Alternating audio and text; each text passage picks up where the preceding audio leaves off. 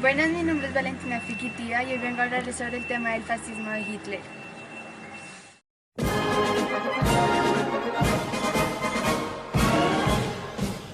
El fascismo fue un movimiento político de carácter totalitario fundado por Benito Mussolini después de la Primera Guerra Mundial, entre guerras de 1918 a 1945.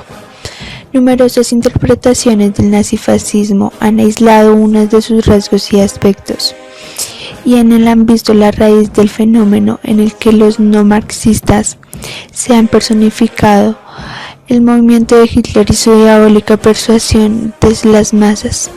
Se han hablado del reinado de los demonios más bajos, sin cuestionar las condiciones de la sociedad burguesa que permitieron actuar en estas fuerzas, o se han aludido a las ciegas fuerzas del destino.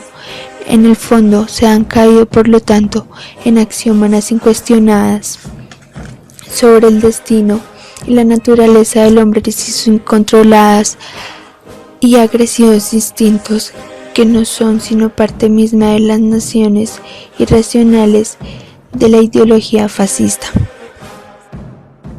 Desvía así la atención del sistema social existente hacia una cacería de brujas y de individuos culpables.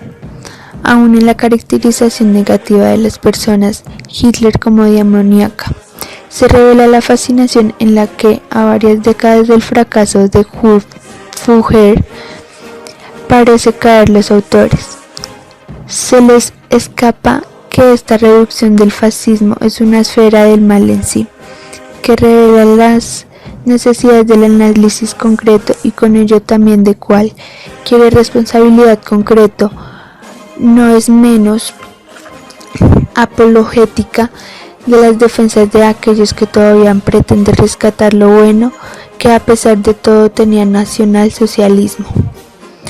Algunos otros estudios han tratado de definir el fascismo como inherente a determinada nación o pueblo, mientras otros partidos del fenómeno directamente visibles, sobre todo el terror y las manifestaciones ideológicas y organizativas del intentando interpretarlo así como un movimiento de masas con determinada organización ideológica y patológica, diversionándolo de la estructura social que lo sustentó. Cuando se refiere a Alemania posterior a la Primera Guerra Mundial, hay que tener en mente el atraso histórico-social de este país. Determinante fue ya el fracaso de la rebelión de los campesinos alemanes en 1525, que consagró la estructura feudal de Alemania para los próximos siglos. El partido fascista de Hitler nació en enero de 1919 de un círculo político surgido en Múnich, en el cual se agrupaban apenas 2 o 3 decenas de fanáticos seguidores de Karl Hartner y Antonio Drexel.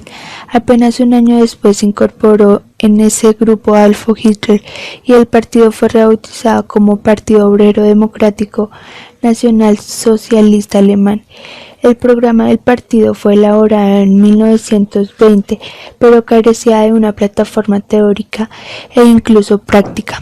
Era apenas un conjunto demagógico que alentaba el egoísmo y las peores ambiciones en las capas medias de la población alemana, y anticipaba el odio y la raza del anticomunismo y la guerra como medio de obtención de la deseada justicia para el pueblo alemán. En este partido permitieron buenas cosechas. En enero de 1920 el partido contaba solo con 64 afiliados. Un año después esa cifra se elevó a los 3.000 y en 1922 ya eran 6.000 los afiliados.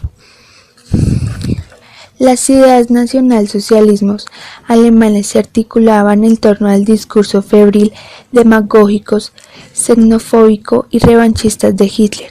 Con algunas pobres y desarticuladas salpicaduras ideológicas, se centraban en el dominio de razas arias superiores que decían gobernar y dirigir a toda Europa primero y después al mundo entero.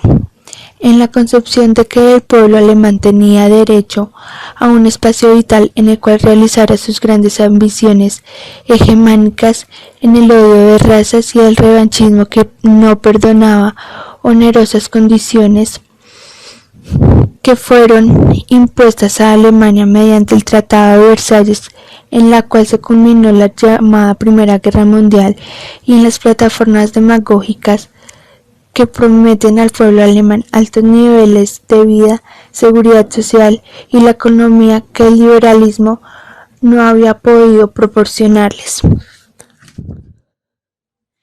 En las actuales condiciones es sobrecogedor advertir un discurso hegemonista muy semejante en la administración Bush, que proclamó una guerra sin término de Estados Unidos contra toda la humanidad, bajo el principio de que se está junto al poder de la gran potencia o sea en las filas del terrorismo. Odio de razas hacia los pueblos árabes, hacia todos los pueblos del tercer mundo, convicción de que pueden ser los árbitros del destino de toda la humanidad, son ideas que acercan extraordinariamente el pensamiento de Bush al de Hitler. Las consecuencias del fascismo fueron: primera, falta de economía en las familias; segunda, crecimiento atípico. La tasa de crecimiento y desarrollo de los países de Europa vuelve a crecer y opone la altura de los demás. Tercera, respuesta de crisis que fueron Gran Bretaña, Estados Unidos y Alemania.